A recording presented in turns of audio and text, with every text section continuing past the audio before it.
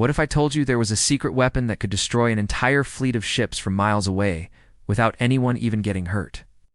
It might sound like a far-fetched fantasy, but believe it or not, the legend says this superweapon really existed and was used over 2,000 years ago. Today we were going to dive into the incredible story of Archimedes' death ray and find out if it was just a myth or if the ancient Greeks had developed some seriously advanced military technology that was lost to time. The legend goes that in the year 214 BC, the Roman army, led by General Marcus Claudius Marcellus, besieged the Greek city of Syracuse. And for 3 years, they tried everything they could to capture it. But the Syracusans were prepared. They had built huge walls around their city to protect themselves from attack.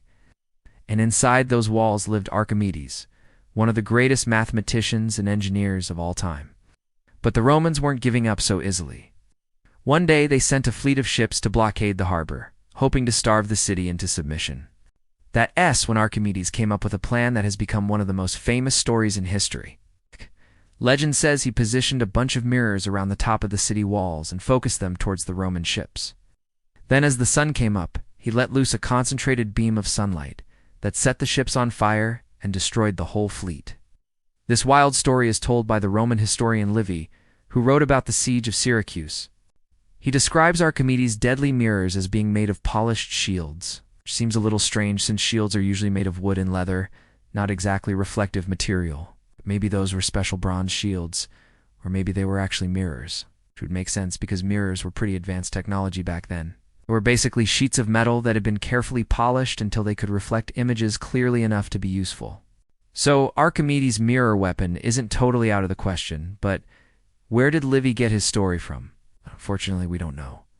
But there are a few other ancient texts that hint at something similar happening. The Greek writer Lucian described a heat ray used against the besiegers in Syracuse, but he's pretty vague about the details, so it's hard to tell what exactly he's talking about. The Roman philosopher Pliny the Elder also mentioned a type of burning mirror used in war, but again, he doesn't give us any specifics. And then there's the Greek surgeon and philosopher Galen, who gave the most detailed account of Archimedes' mirror weapon.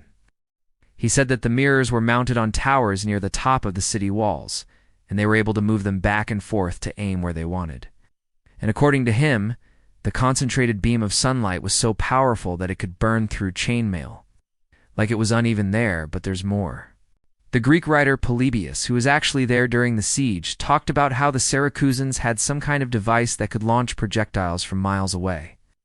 Now, we tend to think of catapults and trebuchets as medieval inventions, but they were actually invented by the Greeks and used in warfare as early as the 4th century BC, and these machines could hurl stones and other objects over the city walls, launching them from miles away. However, Polybius didn't give us any details about this mysterious projectile launcher, so it's hard to say exactly what it was or how it worked. But some people think that it could have been something even more advanced than a simple catapult. Maybe it was some kind of early cannon, or maybe it was a giant slingshot made of ropes and pulleys, who knows. The only thing we know for sure is that the ancient Greeks were geniuses. When it came to engineering and inventing things, the Olympic Games were founded in Greece in the 8th century BC, and they continued there for almost 700 years. This means that the Greeks must have had some serious building skills to construct the stadiums and other facilities needed for all those athletic competitions. But what's even more impressive is that the Greeks didn't use any modern tools or technology. Everything they built was done with hand tools and brute strength. And that's not all.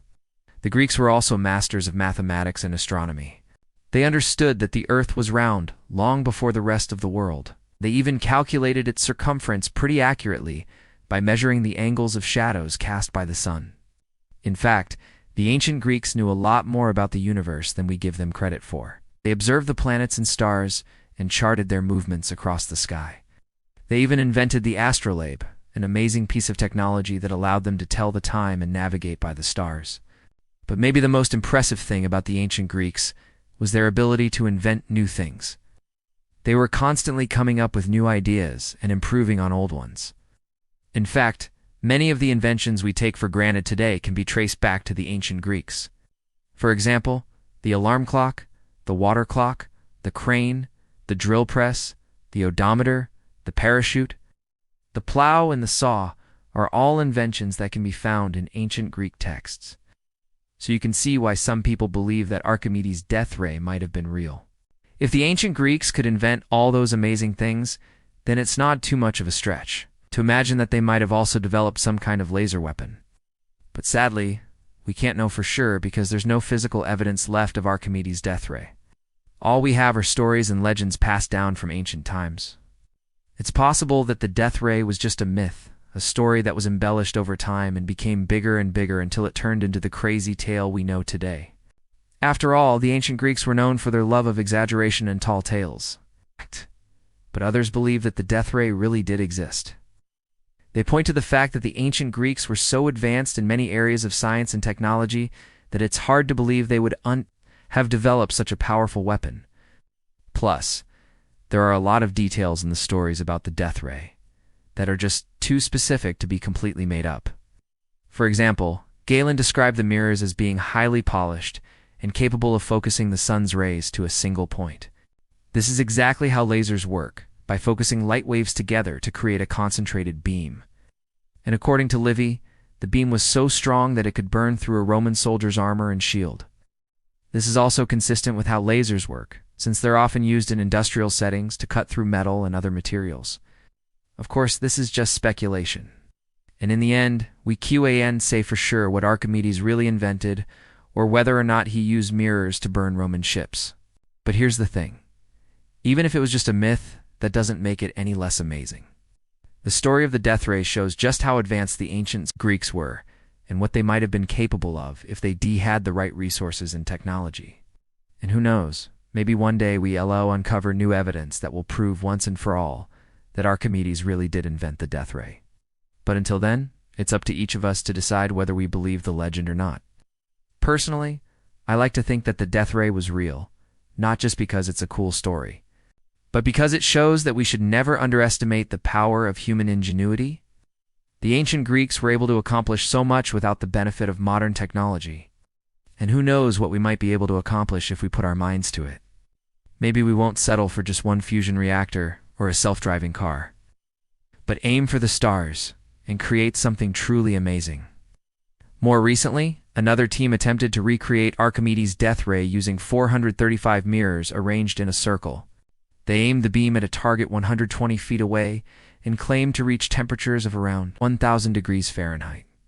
But independent experts have disputed their results, saying that it's impossible to achieve the kind of temperatures needed to burn through armor and shield. So what do you think? Is the death ray just a myth or a lost military technology? Let me know in the comments below. Also, if you enjoyed this video, please hit the thumbs up button and stay tuned for more. Thanks for watching, and I'll see you next time.